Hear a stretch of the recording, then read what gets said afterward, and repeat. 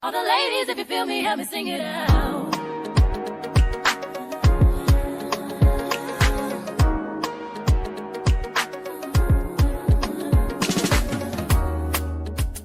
Hey beauties, welcome back to my channel, and if you're new here, welcome beauty. It's your girl Layla Noel, and today I'm going to be showing you guys how I do this refill on my client as well as these lovely blue sweater nails. Let's get right into it. So I already started her first hand. We did have to fix one broken nail on her thumb, so that's why you saw the pink clip in the the last clip that I showed you.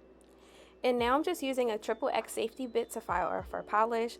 I like using safety bits to file gel polish off because I don't have to worry about, nicking the client's cuticle or anything like that.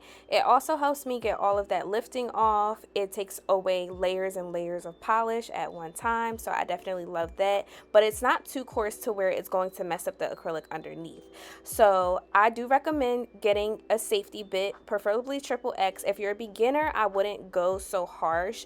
I would probably do like a 1X or 2X, but definitely make sure it's a safety bit. I used to use bits without the safety, and it wasn't that I was cutting people, but I just feel like it makes me less anxious when I'm doing this part because it can be quite a task to remove all of those designs and everything. So I definitely recommend. I believe I purchased this one from my local nail store, but I will try to find a link on Amazon or something like that so you can just have a reference if you have a local nail store. But I am in the Philadelphia area, so I go to a lot of nail stores in like the Northeast. So if you're in Philly, I will definitely put the links below to some of the nail stores that I go to.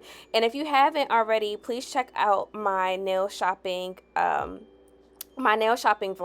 I believe I posted that a couple months ago, so I will leave that link down below in the description box as well. So after I'm done sanding her nail bit and removing all the shine from her natural nail, I'm going to go in and replace that thumbnail. So right now I'm just gluing on the tip. These tips I got from Amazon, so I can definitely leave that link down below, and then you'll just see me measuring up her cuticles side by side, and that's how I get the perfect length of the nail every time.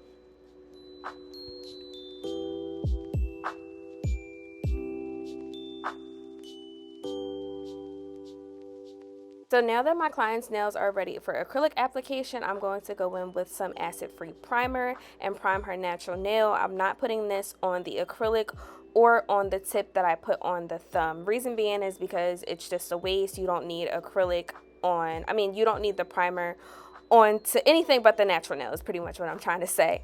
I tried to get a lot more footage for you guys as far as acrylic application, but y'all, it just wasn't working out for me this day. This is the first time I've ever recorded a nail tutorial, so round of applause for me.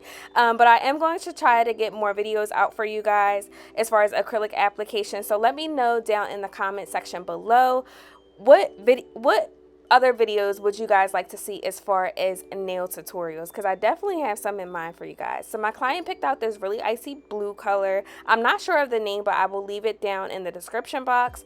It's like a really pretty icy blue. I believe it's D&D 673, but like I said, I will put that in the description box down below. I love D&D polishes.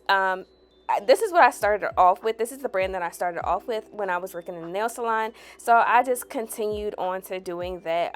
D&D is one of my favorite brands because they're very, very pigmented, and their polishes work great, and there's a lot of product within these bottles. Now, I know it doesn't look so pigmented as I'm painting on this first coat. Reason being is because this was a brand new polish, and as you use the polishes, they kind of like shake themselves up. I don't have a polish shaker or anything like that. I know I need to invest in one, but you'll see with the second coat that this polish is very, very pigmented, so as you can see here.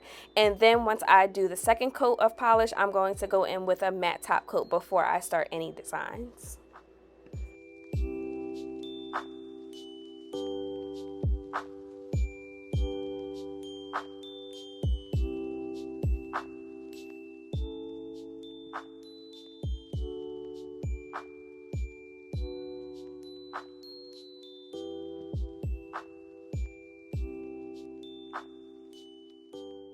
Top coat that I'm going to be using today is by a brand called IVN Polish.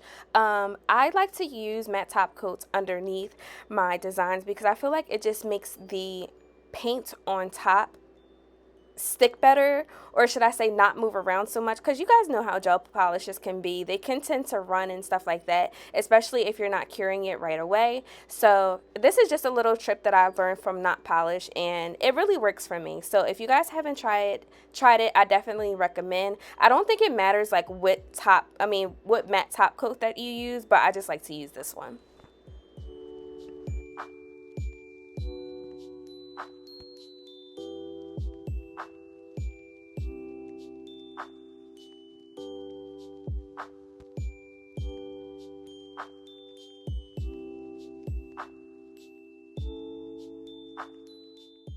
Now that I've done 2 layers of polish and I've cured the matte top coat for at least 30 seconds, I'm going to go in with my striper brush. This is off Amazon.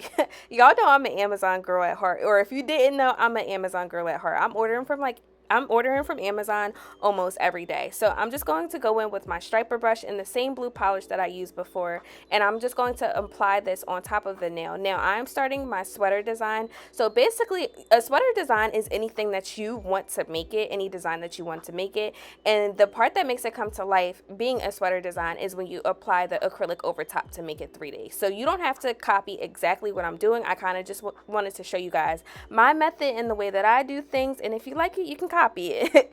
But yeah, I just start off with 2 lines just to give me a base, and then I'm going to kind of create these like squiggles in the middle of those 2 lines, and that's going to give me like that sweater look. Like I don't know another way to explain it, but yeah, I'm just going to go like make those like squiggly S shapes, and then I'm going to go in on the sides and create like these little dots. They're not necessarily polka dots, they look like sideways teardrops. That's the best way that I can explain it, but it's better if you just watch and learn.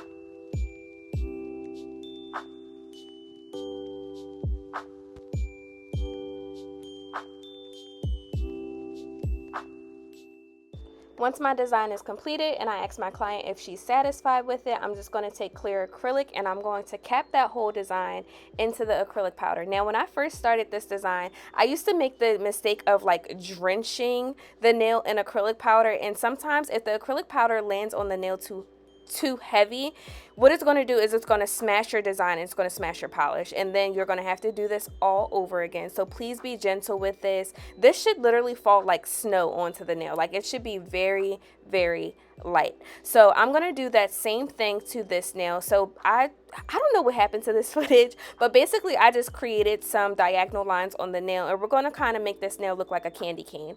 So once I painted those lines, then I'm still going to go over with my acrylic powder.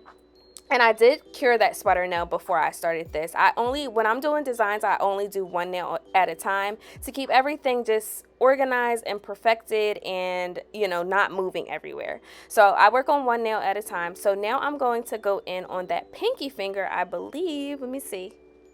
Yeah, I'm going to go in on that pinky finger and use a white nail polish. This is from I'm not sure, Juliet Dolly, that's from. So if you go to Philly Wholesale Nail Supply, the owner actually owns this brand. So I really love their polishes. However, the black has been giving me some trouble. That's just a side note, but their white works perfectly. I have not tried any other colors, but their white works magnificent. So I'm just going to use this white polish, and actually I did stop using the brush that came right out of the bottle because it was giving me some troubles. I kind of wanted the lines to be a little bit thinner, but it was what it was. So I just switched over to my striper brush. Oh, I forgot to tell you, I think I forgot to tell you guys this. But anyway, this brush is off of Amazon. It comes in like a 5-pack of brushes or something, but this is my absolute favorite. I'm using the yellow brush out of the pack. So once you click on the link on Amazon that I'll put down in the description box, you guys will know exactly which brush I'm talking about. This is the longest brush, and I like to use this because it's very, very detailed. Like, I can do thin lines, I can do thicker lines, whatever I need to do, I pretty much use this brush.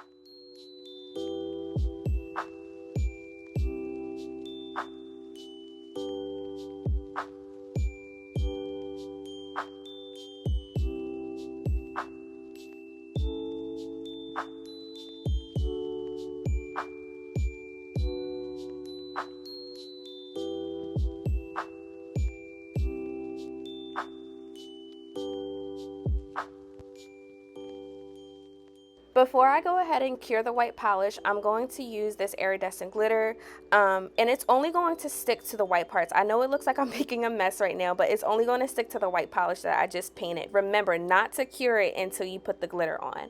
And this is just an iridescent glitter. I believe I got from like Michael's or AC Moore, but sometimes you can find them at the dollar store.